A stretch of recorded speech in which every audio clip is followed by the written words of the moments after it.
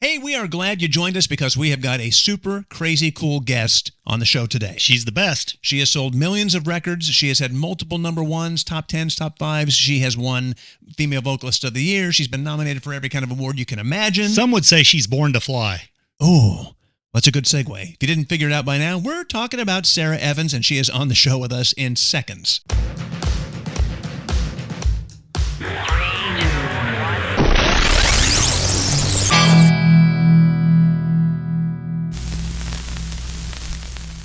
We don't even want to say how long we've known each other because you can tell by looking at us that we're old. She's hiding it very well, and I don't care for that. Although you just had a birthday a few weeks ago. Sara Evans, hi. Hi, how are y'all? Wow. Fine. So good to see you. We have not spoken in way too long. I know. I don't even, where are you? We're all over the place, on the run from the law. It's bound to happen. Yeah. That's our little shtick now is we're running from the law and doing these broadcasts. Yes. What did you guys do? What crime did you commit? Can't get into that online. Really don't want to talk about that. But just let it be said, there are multiple charges, allegedly, that we're involved in, but Most of it involves our wardrobe at Walmart. That's where we'll just leave it. or lack thereof. Yes. Crimes of fashion. Well played. So what did you do for your birthday? We know that was just a little while ago. What did we do for my birthday? This is not a No good, Chuck E. Cheese this or is not a anything good like that. sign if it's that forgettable. What happened? I honestly can't remember. I'm sure we went to dinner somewhere. I think we went to dinner at Soho House. Oh, nice. Very nice, indeed. Yeah. It's crazy. You know, my oldest is 30, and then the other two are in their mid-20s, and they started realizing a while back, it's like, man, birthdays aren't as cool as they used to be. And I said, I got news for you. As you get older, you know, it just becomes a thing that you have to do. It's not like when you're a kid and you get a really cool gift and everybody makes a big deal out of it. So they're learning that the hard way, I guess.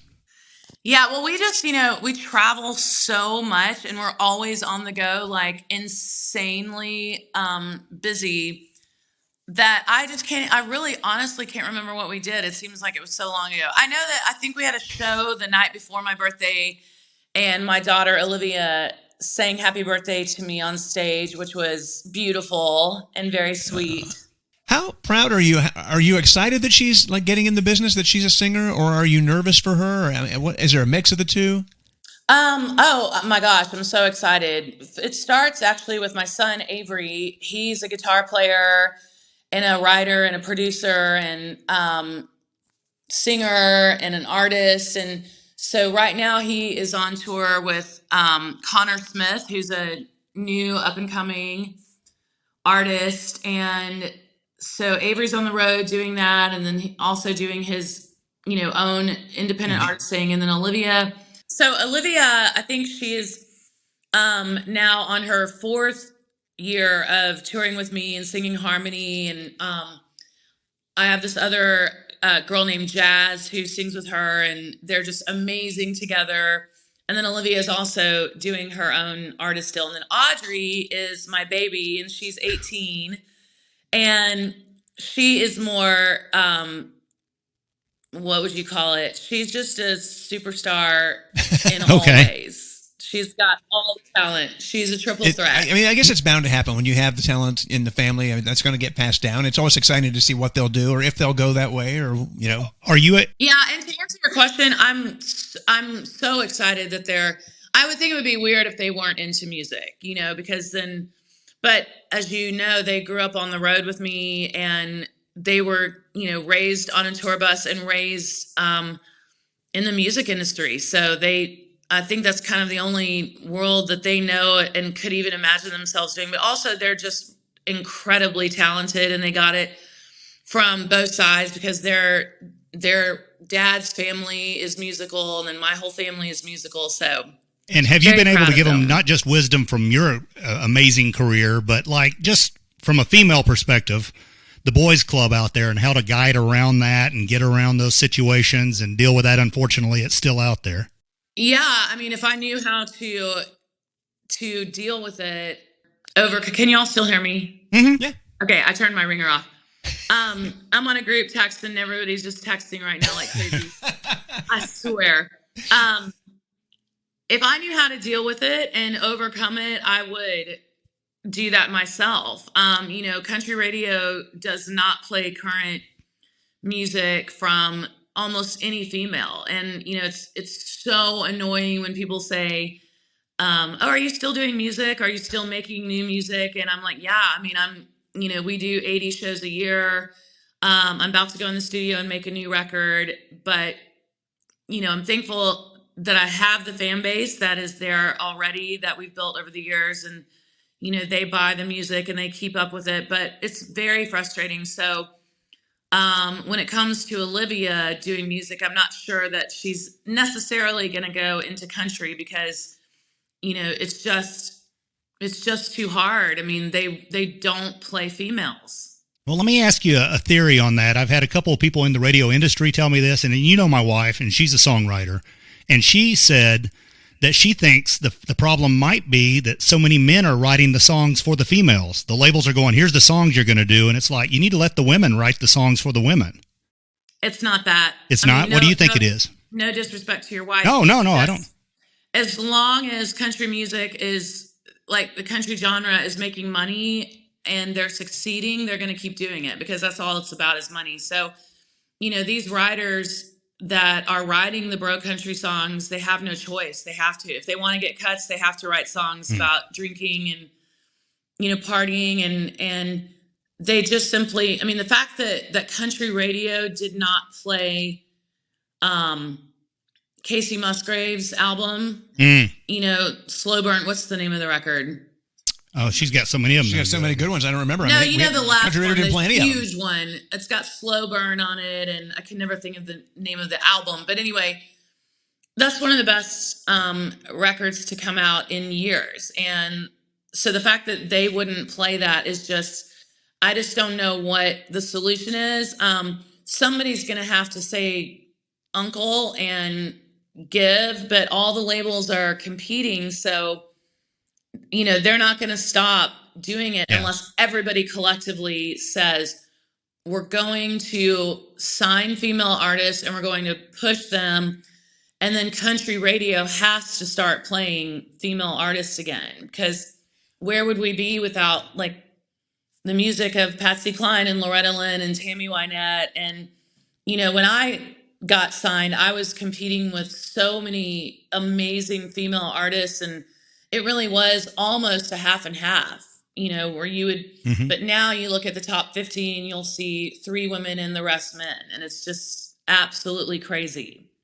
Yeah. Let me ask you this, because of the way the world is turning. I mean, and even, we haven't, I wouldn't say turned our back on radio, but radio is certainly not putting any dinner on the table these days for us, because we just got burned on it.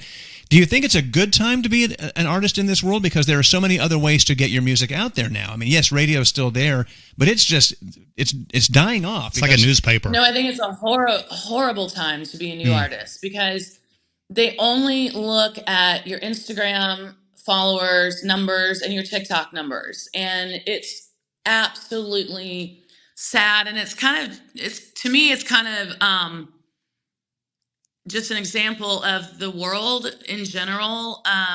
It's just like nothing special matters anymore. And music is special. It's a gift from God, and there's so many amazingly talented artists out there, and nothing matters but the dollar. Nothing matters. And so I'm so grateful that I, got signed in the late 90s and had my success in the 2000s, the big success, because I don't know nobody knows how to do it. And most labels won't even look at you unless you have great TikTok numbers. But the thing is, you can have something go viral on TikTok and you can have millions of followers, but not be an artist. Yeah. And so they're signing all these artists or singers or TikTok stars that have no idea what they're doing. Yeah. What's the old Clarence Spalding line? You're either an act or an artist. What you going to be? Yeah. I mean, it's just really, really, really tough. I feel bad for anybody who's trying to just come onto the scene right now in this time, because it's not about music. Oh yeah, you're right about that. No, that's very true. I love that you dove into this, because we ask anybody we talk to, who had that big success in the 90s and 2000s, what do you think about the state of country music right now? And I mean, you laid it out there. I love your candor, because you're right. Yeah, I mean, it makes me angry as well, because I just don't understand it. It's very, and I'm not even like a feminist, or I'm not that. I'm Yeah. just like confused. We just wanted to be fair. Don't understand. Yeah, I mean, you don't have to be a feminist to want things to be fair, and it just isn't. Or Right. or the best stuff to be out there and heard. Yeah. Yeah. Women have having a hard time in life right now. Talking about being on the road so much, and that is one of the beauties of what you do. You have that success, you get to take it on the road. Are you finding that that your fans from a few years back are bringing like daughters, granddaughters? Are you getting them to help you cultivate that younger audience? I mean, you really like to talk about my age, don't you? No, I don't mean it like that at all. It's like the third comment you've made about I'm not talking about you. how old I'm getting. I'm not talking about your age. I'm talking about, because what we love seeing, and we see it, and we especially see it with women. You don't see a lot of guys connecting with their sons going to a concert. Usually it's women who have an artist that they love or that they loved and that they want to introduce their kids to. And that's why we see moms and grandmas and kids dancing in the aisles for Shania and for you and for Martina, and take your pick of anybody who's been a successful act over the last 20 years. So I was just wondering if you see that. I see a wide range of people in my audiences, and it's also a lot of men and men bringing their sons as well. It's kind of the same as it's always been, I think, when I look out in the crowd and see and it's a lot of couples, and like so many people have used Could Not Ask for More for their wedding song.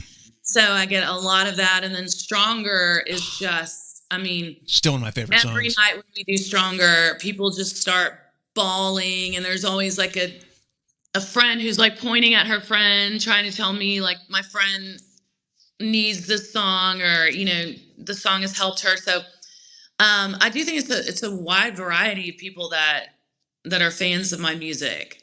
Well, that's great. How good is that, man? I mean, it must feel so good, even no matter how long ago you released a song, but a song like Stronger that has such an impact on people. That must just be a wonderful thing to have people tell you their stories. Oh my gosh, it is. And some of the stories break my heart. But because Stronger is a song about a breakup, but it applies to just anything you're going through in your life that's tough, and you have to kind of self-motivate and coach yourself and will yourself to like the song says, get up and brush your teeth and just do something and just get a little bit better each day. It's funny, because a mutual friend of ours went through a breakup a few years ago, and every day he was on social media, and that song was so good, and I played them that song and said, dude, quit going on her social media to follow what she's doing. There's nothing good going to come from that, and it was like every day. I didn't check her social media today. I'm good. Oh my God, that's hilarious. Everybody's got the stories. There's the guys that fall into that too, for sure. How was the Masked Singer? You must have had so much fun. What a cool thing to get to do. Yeah, it was so fun. It was so hard. The work days were just like kind of unbelievable, because they kind of want you there for like 10 to 12 hours each day, and tons of rehearsing. And then I was not even supposed to be on episode 1. I was supposed to be on episode 2 for Abonite, and then somebody got COVID, I think, and so they asked me to step in for that person. I still don't even know who that was. And so I had to sing the Whitesnake song. Right. And I think I was at a little bit of a disadvantage, because the other girl, Medusa, who's still on there apparently, she sang like this current popular like Billie Eilish song, and the audience was, like quite young. And so I think a lot of them didn't really know the Whitesnake song. And but overall it was an amazing experience. And I needed lots of massages after wearing the horse head. I was going to say, that couldn't be easy. It was so heavy. How hard is it? Does that affect you, like your voice, when you're wearing something that heavy on you? No, it didn't affect me at all. The only weird part was having to like hold the microphone out, in front of the horse head. Because I'm used to like eating my microphone, and so it had to be out here, and that was kind of weird. But it actually made my ear monitors and like the acoustics inside the horse head were amazing. That's amazing. I didn't even think about that. Inside the horse head. It's like singing in a bathroom, except it's right there. On That's literally a sentence I've never said. You heard it here first. That's right. Always breaking new ground. Horse head acoustics are just the best. Yes. That's amazing. That's so funny. So you've got a big anniversary coming up in August. I can't believe this album is already 20 years old. This is crazy. But you're going to do Restless in its entirety at the Ryman, right? Yes, August 17th, and I can't believe it either. I've been talking about it on stage, and because I was pregnant with Olivia when I was recording Restless. Oh.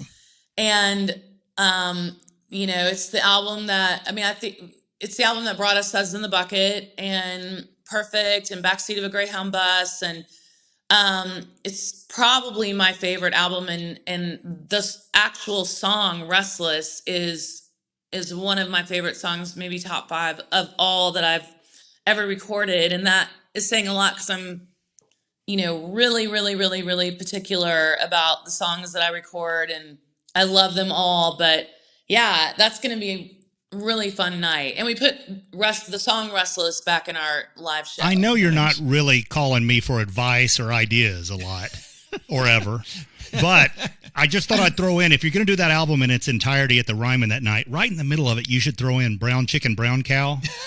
And just watch people's faces like, is that, I don't recall her singing that or first. That being on the album. I don't remember that being, I'll do that. Yeah. Some people scratching their heads, and then all of a sudden a drunk Trace Adkins comes stumbling out of there. That's my song. What are you doing singing I don't think you do that. That was actually a song, right? Yes. Yeah. He apologized for that at Country Radio Seminar. He came out and said, hey, we missed it on that one. Don't hate me. Yeah, he should have apologized. The video is even better. Oh my God! I love your statement. That's actually a song, isn't it? I'm going to make sure that I know we're joking, but that's a real song. Sadly, right? That's probably said in Nashville on an hourly basis these days. That's really a song?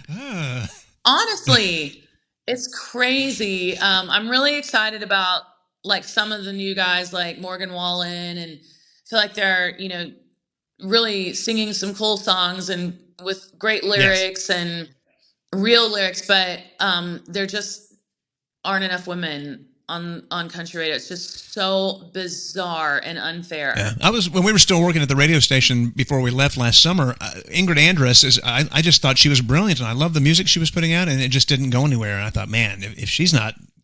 you said it earlier, and I agree with you wholeheartedly. We've said it from the beginning. Casey Musgraves, the fact that she's not up for Entertainer of the Year every year. I mean, she just is great. Golden Hour. That's the name of that album that I could never think of the name of. Golden Hour is just superb. It's incredible, and she should have had at least 5 hit songs off of that album on country radio. Agreed.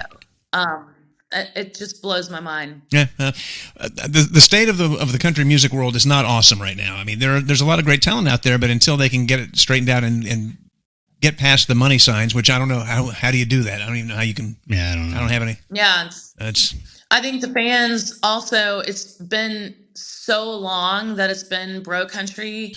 They kind of don't even remember country music before Country Girls Shake It For Me. I mean, yeah, and Florida Georgia Line and those kind of songs and artists. So I don't think the genre is ever going to change. I think like my music now would be considered more like Americana or even, more on the pop side of things. Yeah. Yeah. And radio's so late on songs now. I mean, before we left, one of the corporate vice presidents or programmers or whatever called me one afternoon, and I was up in the kitchen, and he goes, hey, I want you to test this song that our research is getting some good reviews back on, and we're thinking about adding it in. And I said the name of the artist and the song, and my daughter, who was 12 at the time, walked by and just went, "Oh, that's old," and started doing the dance to the song and sang it from beginning to end. Oh, really? And he's like, "Yeah, we're starting to get some good feedback on this." And she's like, "That's old."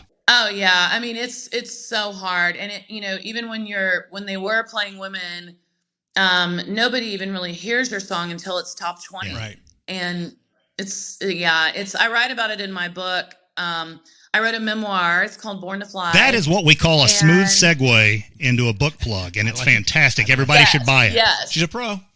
but I tell a lot of the hard truths about dealing with country radio and how I have a lot of PTSD from that, because it's awful, and being subjected to that radio tour, and I'm not against working hard for my career, but it's kind of it's just humiliating, some of the stuff you have to do. And believe us, we know. And then you make one person mad, you might have a weird look on your face, or they might be mad at somebody at your record label that has nothing to do with you, and they won't play your record. I mean, it's just, I don't know.